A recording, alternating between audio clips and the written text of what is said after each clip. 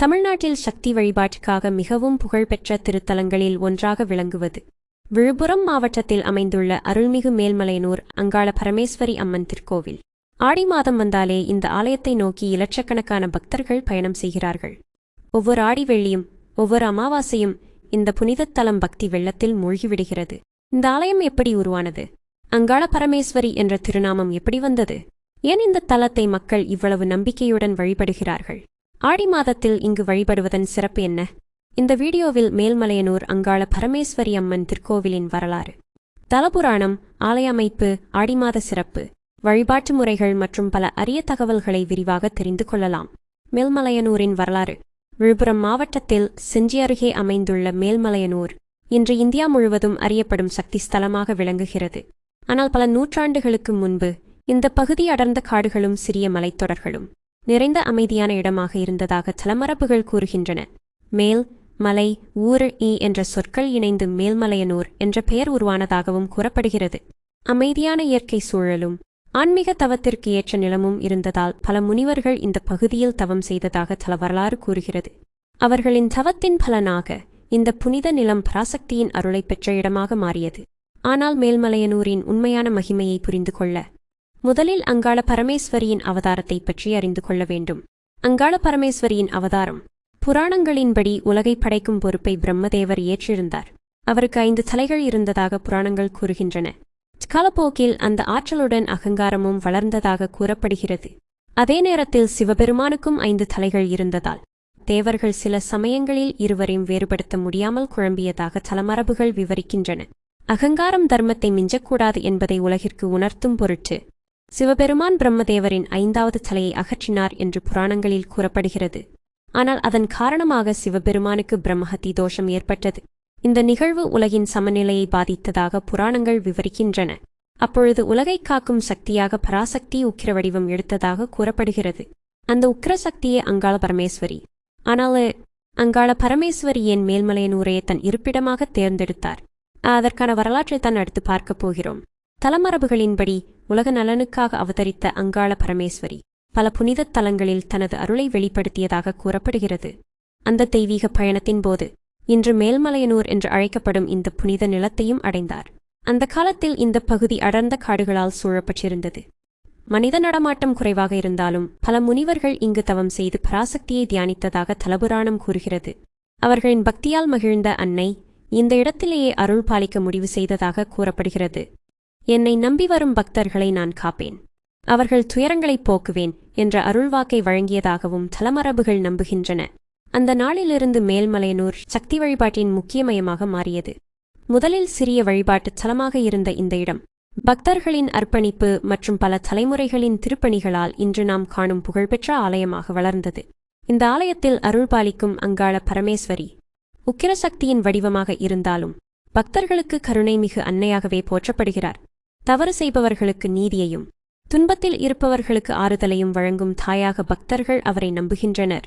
இதனால்தான் வாழ்க்கையின் பல்வேறு சிக்கல்களில் சிக்கியவர்கள், மன அமைதியை தேடுபவர்கள், குடும்ப நலனை வேண்டுபவர்கள், தொழில் முன்னேற்றம் விரும்புபவர்கள் என ஆயிரக்கணக்கானோர் இந்த தலத்தை நாடி வருகிறார்கள்.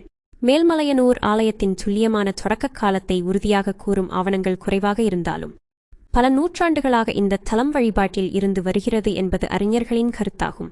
பல்வேறு காலகட்டங்களில் உள்ளூர் அரசர்களும் நிலக்கிழார்களும் பக்தர்களும் ஆலய வளர்ச்சிக்கு பெரும் பங்களிப்பு செய்துள்ளனர். காலத்தின் தேவைக்கேற்ப மண்டபங்கள், பிரகாரங்கள் மற்றும் பிற கட்டிடங்கள் உருவாக்கப்பட்டன.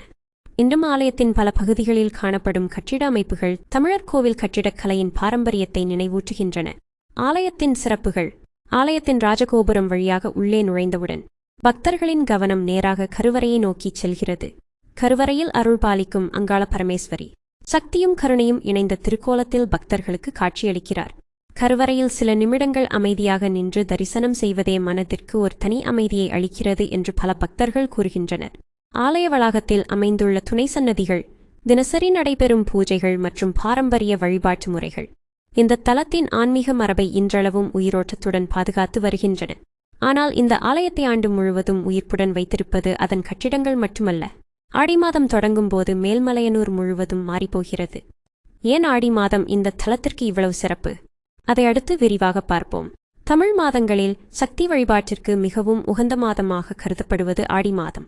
இந்த மாதத்தில் இயற்கையின் ஆற்றலும் தெய்வீக சக்தியின் அருளும் அதிகரிக்கும் என்று ஆகமங்களும் பாரம்பரிய வழிபாட்டு முறைகளும் குறிப்பிடுகின்றன.